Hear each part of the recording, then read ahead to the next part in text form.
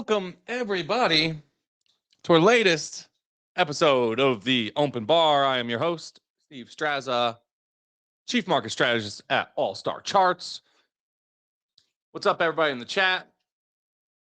Gotta zoom in to see this. Vegas Faces, SM Traz, Kevy, Frank,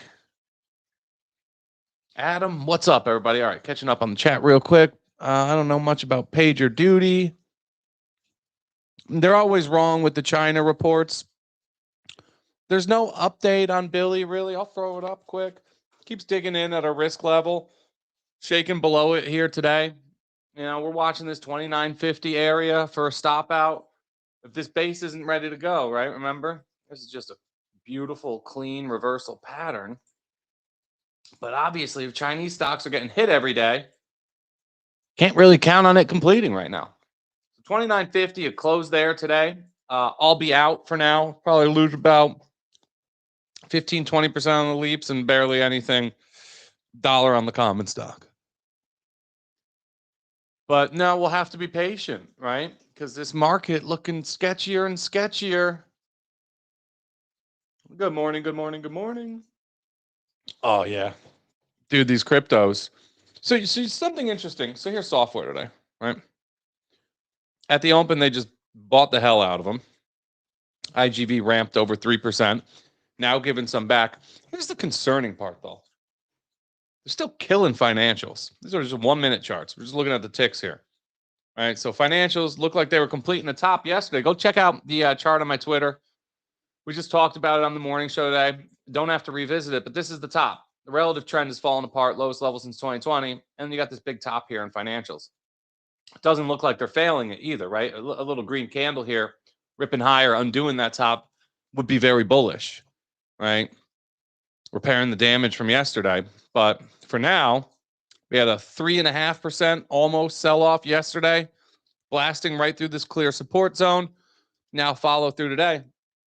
Is tech really going to dig in here? Software is going to dig in and start heading higher if the financials are just now completing a top? What you're seeing is all that selling pressure from the mega caps, big growth, now bleed over into other groups, which makes sense, right? We talked about the liquidity situation at hand with all the biggest, best, most owned stocks in the world getting sold hard day in and day out for weeks now. Is coin a goner or not until I prematurely sell my calls? I'm in the coin because it's so shaky right now. If you were going to stop out of the coin, I think I gave members a level. We'll just talk about it here. If you're going to stop out of the coin, you would want to do it right about here. You would want to do it on yesterday's close. I'm happy to let this one ride. Yeah, we got coin calls looking a little bit out, short dated calls. Look, this could look a lot different by the end of the day. If the market's going to dig in here, and look, it's encouraging what software tried to do at the open. But look at this arc top. The coin's going to probably move similar to this. It already looks similar, right? With this big down leg into this little coil.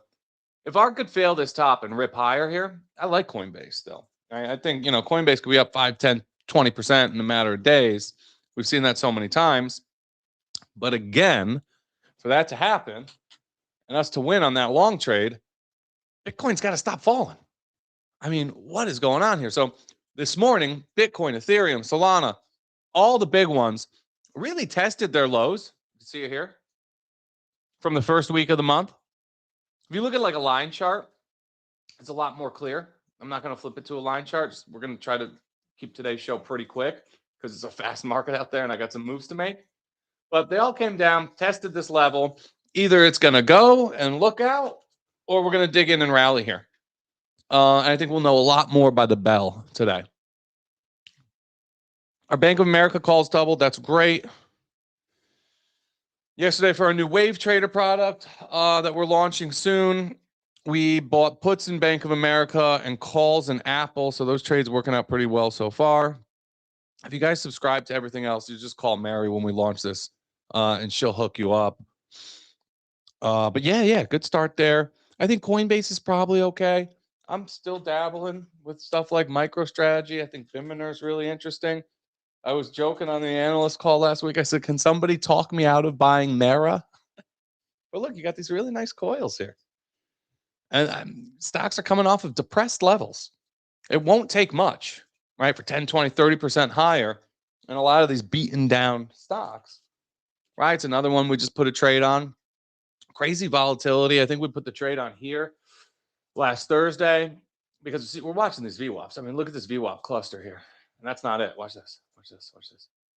Oh my God. Right. I mean, does it get any better than this? Look at this. So that's the zone right there, right? You got the VWAPs all clustering in here. Buyers take control at this confluence, right, of interest. I think we're heading back to those old pivot highs. That could be like a 50% move back into the 20s, back to these October, November highs. So there is stuff setting up in speculative growth, crypto, software still bleeding, right? It's changing by the minute. But if you do see some big starting line momentum, string together a couple green candles, not just one day, right, but a couple good days, we got to be near a floor. This selling has gotten pretty ridiculous at this point. People putting out puff pieces about robots taking over the world and it's crashing the market. People are just afraid right now. Yeah, Keys was a nice breakout. Clearly defined base there. Beautiful. Saw that. Yeah, we like the coin, Andrew. Apple bucking the trend. Yeah, I mean, the relative strength in Apple has been absurd. Really stood out. So yesterday, I said, we got to buy something into this. I was thinking Tesla too. I do like the Tesla. Testing those pivot lows. Nice little, shelf of old lows here around 400. But Apple, just the relative trend. With the carnage that's gone on in Apple's peer group, mega cap growth, the way it's been performing, it's just been impressive. So Sociedad Chemica, whatever, SQM. Yeah, I'm in the SQM. That's in the long-term account. Yeah, nice base. It's just climbing up the right-hand side of that base, not particularly actionable. The buy level here for this base was down here. So we've been involved for a while. Just let it dance, right? Let it do its thing. Let it head back to those power cycle highs.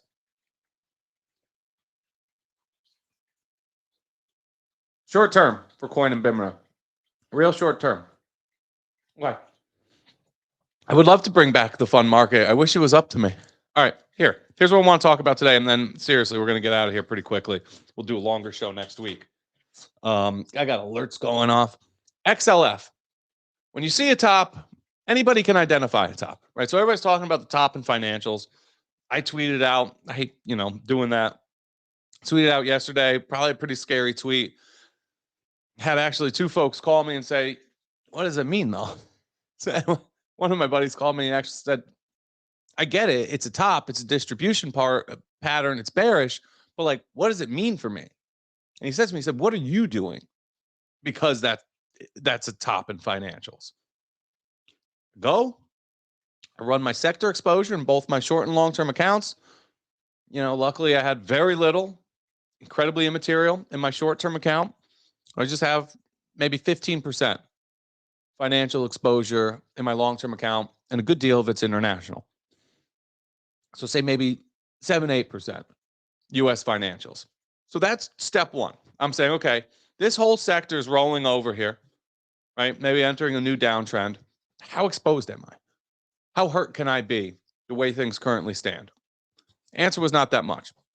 Then I go to every individual position that I'm holding, right? I have a nice little matrix where I can just filter and look at all the financials positions. And I have stuff like CME and SIBO. Look at these charts. Not going to run out and sell those just because there's a top in XLF. I might watch them closer. I might eventually put some trailing stops on them. But right now, these are runners. Don't touch them, right? You're always going to have stocks bucking the trend in a group. Right now, it's these guys. Interactive Brokers is another one. I said, I've been in this for a long, long time. Done really well. Don't want to give too much back. What do? New stop in Interactive Brokers is right here. The VWAP from the November lows. Right? Just going to keep it tight on the rest of the financials. Something like Bank of America, out of. Flip the book, bought puts. Closed this out yesterday. Why? Because the top looks just like the top in financials, right? So you see this clearly defined top, boom, buy it back another day. Something like JP Morgan, I would be out of too if I was in it, right? Very clearly defined top, down another 2% today. Not going to hang around and wait to see what happens next with price action like that. So while you don't want to go and sell everything, just because at the sector level, there's a distribution pattern or bearish pattern playing out, you don't want to go sell all of the stocks that you hold in that sector. You do want to go and take a good look. Maybe update your plan, update your stops, but then you could still continue to treat every stock on its own merit. Something like KKR, Blackstone. If you were watching charts, you routed these a long time ago. I remember getting out of Blue Owl late last year when this top completed and then buying puts and flipping the book, right? So yes, do the charts and the price action at the sector level or even industry group level matter? Something to be aware of? For sure, right? Because those are just tailwinds. They're intermarket tailwinds. If a whole group is working, probably good for the stocks you own in that group. If the whole group is not working, right, the sector's breaking down, it's a headwind for the stocks that you own in that group, even the ones that look like CME or SIBO. So that's the exercise that I'm doing today. Still kind of getting through it. I have some others to look through. I'm also going to look at the international financials and fintechs, right? Because fintechs under pressure just as much, maybe more, right, than traditional financials. Here's ARCF, completed the top a long, long time ago. Everybody knows that these fintechs been under immense pressure. So that's it. Just a little, I guess, educational bit today on what do you do when you see a top. That's what I do. Okay. What level would interest you to get back in the Schwab? Look, Schwab is a slow mover. I don't think you could own it below here. 91, 90, 91-ish. You don't want to be in the Schwab. And look, you even have a level at the prior cycle. Here's prior cycle highs here around 95. To get back in, I would anchor a VWAP from the all-time high. Right? I want to know that buyers are back in control over the short and intermediate term. That VWAP level right around 97.50 is going to tell me that. Yeah, CLSK. I'm telling you, these coils, they look really nice. Yeah. I'm running the Mara. I'm running the CLSK. I'm running the Riot. Beautiful. Really nice. Yeah. And then, I would say look out for all these little treasury companies, if that's the case. So I think we're going to have some nice trading opportunities here over the very, very short term if some of this green action here this morning sticks. So go pick your spots. Who is that in the chat? Bart calling out the clean spark. I mean, not many better looking than this here today. Nice little pop out of this coil, but I would look at other ones that look similar, right? Like Mara, and expect the same. I would expect the same. Nope, not particularly interested in healthcare right now. Really big positions in Pfizer, Merck, and some of the big boys. I like the yields there. I like this little tactical base in Pfizer, right? Looks like that's finally resolving, right? But I'm not overly interested in healthcare. I think that defensive trade that's really been the vibe all year fades here, and healthcare probably fades with it. Right? Staples, utilities, real estate. I don't expect much more leadership from those defensive groups in the short term. So healthcare is not really an area that I'm looking for new money on the long side right now. Tech, I am definitely looking. Tech, I am looking and I'm liking. Some things look a lot better than others, but remember, this one's tomorrow. This one's tomorrow, and Nvidia really looks like it wants it. Like, can it change the tone of the market? Remember how all of the Mag 7s have been treated for great earnings reports this quarter. That's not good, right? Does not bode well for the mega cap growth trade. Can Nvidia kind of flip that script tomorrow night? Put out a great report, which the whole world knows is coming, but then rally on it. See a nice bullish reaction. Got to see it. That would be huge. If that coincided with some sort of bottom here for software and these other AI bucketed, sell-offs, I think that would be great. It'd be a really, really good start for the big tech trade.